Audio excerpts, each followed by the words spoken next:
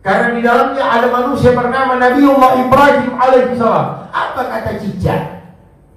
Semut, api ini sangat besar, sementara engkau begitu kecil. Biar seluruh semut bawa air, ini api tidak bakalan yang namanya padam. Mau lihat? Ternyata cicak yang tiup kembali, api itu makin berkobar. Makanya Siti Fatimah Asy-Syahra satu ketika ditanya oleh sahabat, "Hei Fatimah, kenapa ada tombak di dalam rumahmu?" Fatimah cuma menjawab, "Untuk memburu cicak." Cicak itu yang melapor kepada kafir Quraisy, yang menyampaikan kafir Quraisy bahwa di dalam gua itu Muhammad ada di dalam. Tapi orang Quraisy itu berpikir kafir Quraisy ini tidak mungkin ada burung merpati bertelur, ada sarang laba-laba, tidak mungkin ada di dalam. Sehingga Al-Quran juga menjelaskan, wa ma min dabbatin fil ardi illa 'ala Allahi rizquha. Binatang melata sekecil apapun Allah berikan rezeki. Semut lagi punya potensi. Nabiullah Sulaiman alaihissalam satu ketika hendak sholat di pinggir laut, tiba-tiba datang seekor semut seret makan. Nabi Sulaiman hentikan sholatnya, mau diperhatikan. Lalu Nabi Sulaiman jongkok, kau mau kemana? Kata semut, antar makanan tuan. Kok GoFood?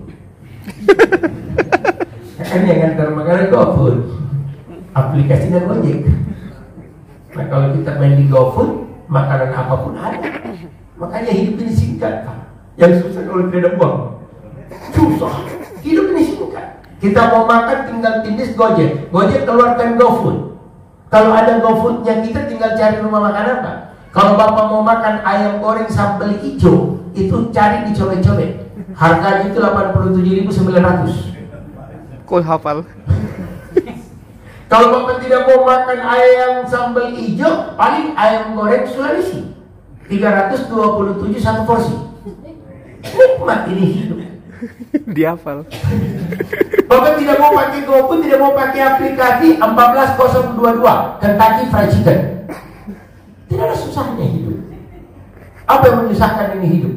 Tidak ada. Yang penting ada uang. Cuman uang bukan segala-galanya untuk kita bisa bahagia. Banyak orang punya uang tapi tidak bisa tidur lelap. Banyak orang memiliki harta yang besar tapi hidupnya tidak pernah merasakan kenikmatan. Makanya seorang tokoh besar yang pada saat dia lagi menatap di rumahnya orang kaya besar ini, dia lihat pemulung di atas tong sampah. Dia cuma berkata, alhamdulillah, untung saya kaya. Jadi saya tidak jadi pemulung. Si pemulung dengan ini bahasa, dia juga melirik ke pengemis. Alhamdulillah. Kenapa? Untung saya jadi pemulung, tidak jadi pengemis. Pengemis juga berkata, alhamdulillah, untung saya jadi pengemis, masih bisa berjalan. Tiba-tiba di depannya ada orang di atas kursi roda. Yang kursi roda juga melirik ke rumah sakit. Alhamdulillah, saya masih mending, walaupun di kursi roda, tapi masih bisa di jalan-jalan. Ketimbang orang yang di dalam sana, yang kakinya terangkat satu, semua kena impul karena dia lagi sakit. Yang sakit juga masih berkata, alhamdulillah, saya masih mending, kakiku terangkat. Kenapa? Karena di depannya sudah lewat orang di atas kursi roda yang sudah meninggal. Yang meninggal tidak bisa berkata alhamdulillah. Kenapa? Mati. Nah kematian juga sekarang hati-hati Pak. 4 hari yang lalu di belakang rumahku di Jalan Kalumpang, pegawai Tagana meninggal gara-gara makan nasi kuning. Kenapa? Nasi kuning itu klip hektar. Ya kan dulu klip. Nah, sekarang itu kan bahasanya bahasa hektar. Klip kita dulu kan klip. Jadi waktu kita masih SD dulu kan banyak kosakata berubah. Dalam Pancasila saja orang berubah. Di 4 sila keempat, kerakyatan yang dipimpin oleh hikmat kebijaksanaan. Dulu kan kalau kita upacara pasti dibaca. Sekarang hilang strap jadi garing, garis miring. Sekarang hilang sama sekali. Makanya kalau kita orang suku Bugis Makassar, kalau ngomong perlihatkanlah orang Bugis Makassar kan. Enak itu orang Bone kalau ngajak makan. Hefuang, lo kemana? Tapi coba kalau kita ke Sidra, kalau gua sadar, lo kemana? Berubah ya? Padahal sama. Fuang, lo kemana? Lagi di kampungku di Goa, Takalar, di Reponto. Masih di kado. Lagi di kampungku di Takalar, kata sekali, kata kemana? Pak Balai. Lagi kalau di Reponto, lebih lain lagi. Jadi jangan tanya lagi kalau Cina ada yang ada Jadi dia berbarang juga aja. Sama semua, cuman aksen yang berbeda. Tapi perlu kita bangga. Makanya kalau orang shopping ketemu orang baru, sama-sama ngelonggar, pasti sama-sama salah. Orang baru ngomong, Mbak, kamu orang apa? Aku sih orang Sulawesi Selatan. Emang di Sulawesi Selatan tinggal di mana?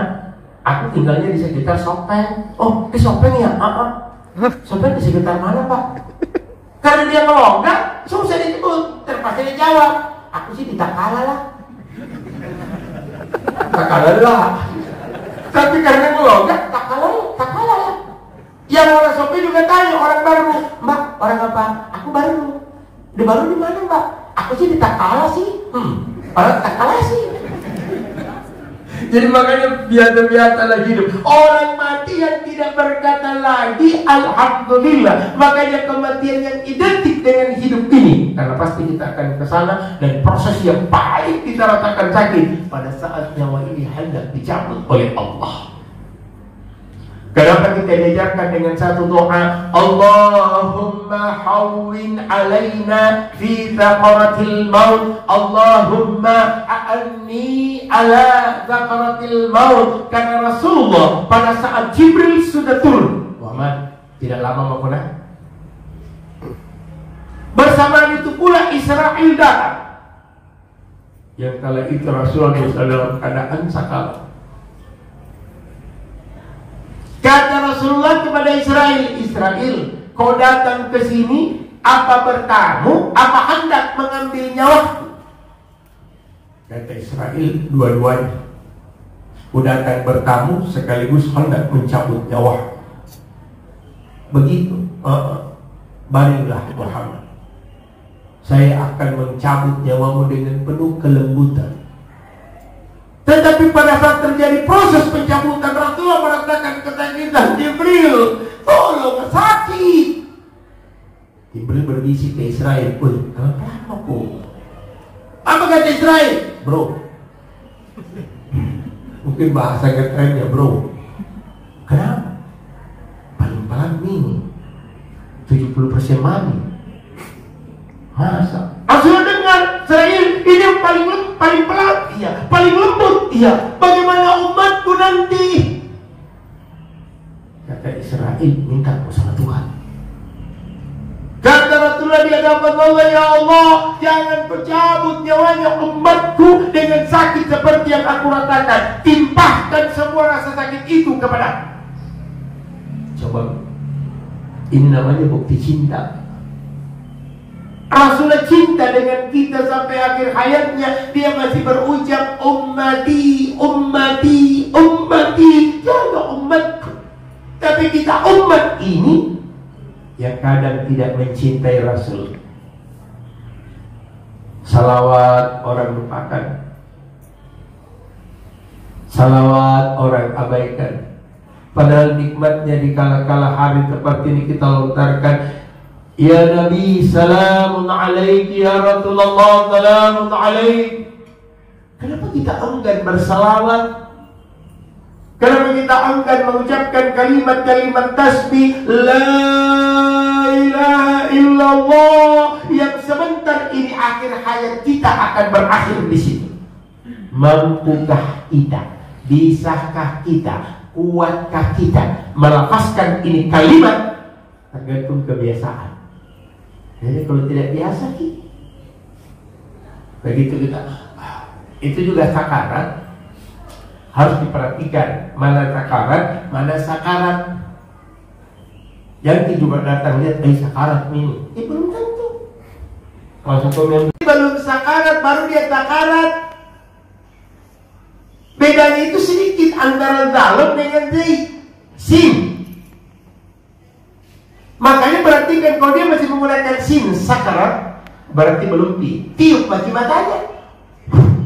Kalau matanya masih berkedip, masih ada harapan hidup, berarti dia baru sakarat. Tapi kalau ditiup matanya, sudah tidak goyang, ini yang sakarat.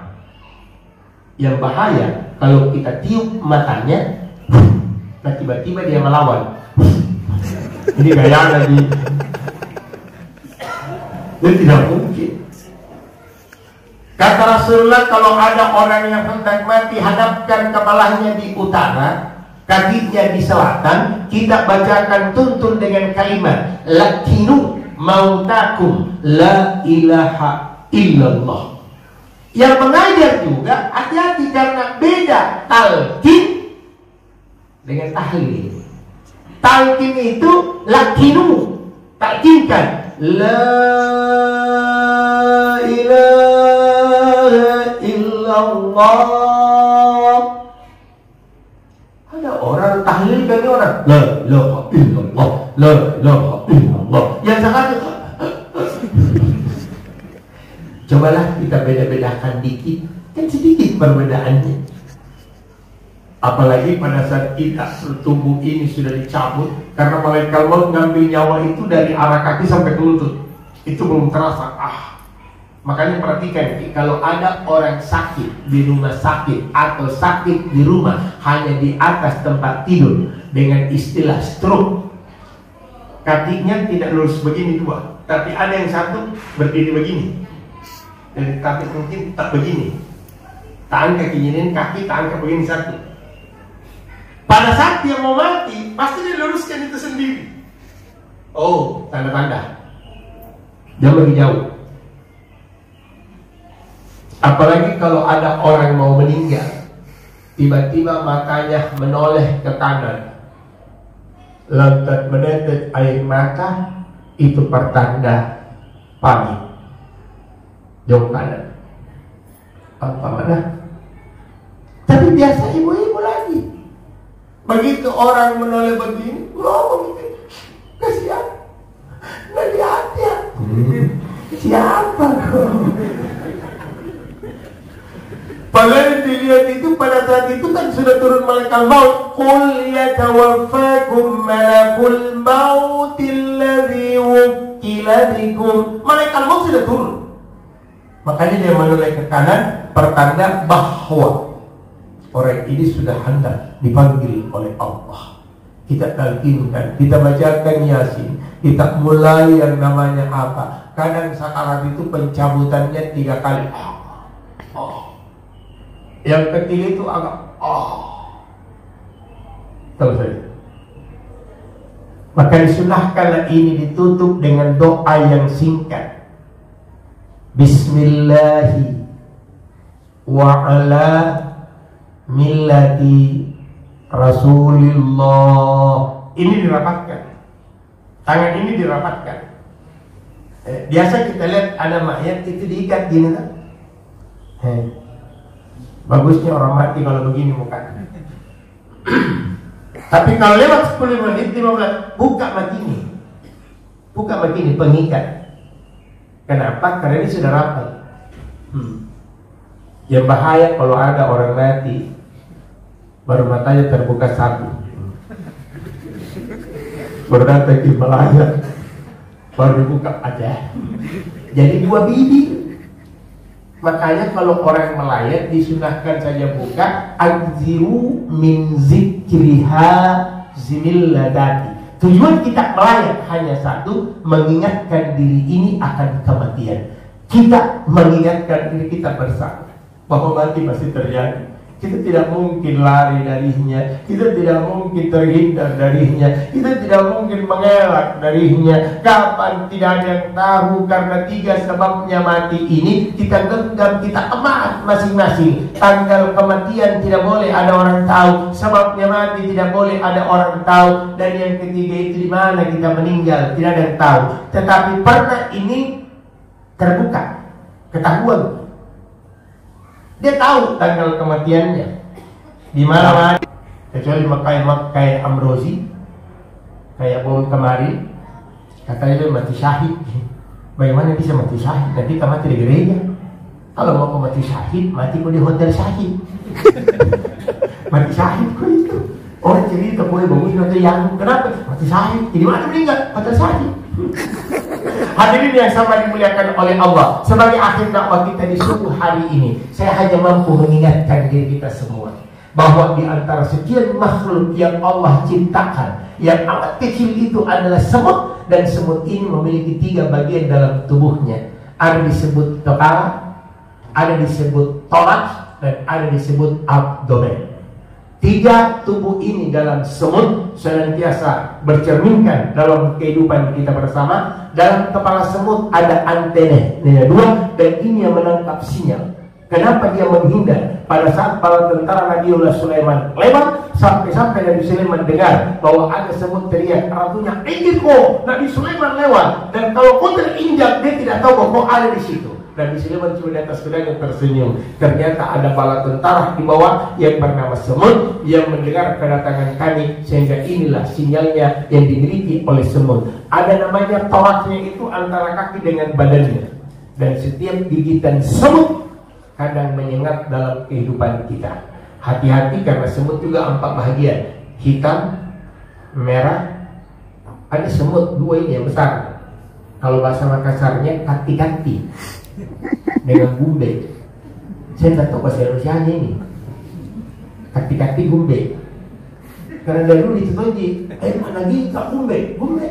Jadi kalau mau apakan sedikit dinetralisir kan? Kamu kenapa bongkak? Aku digigit sama apa? Gumbe.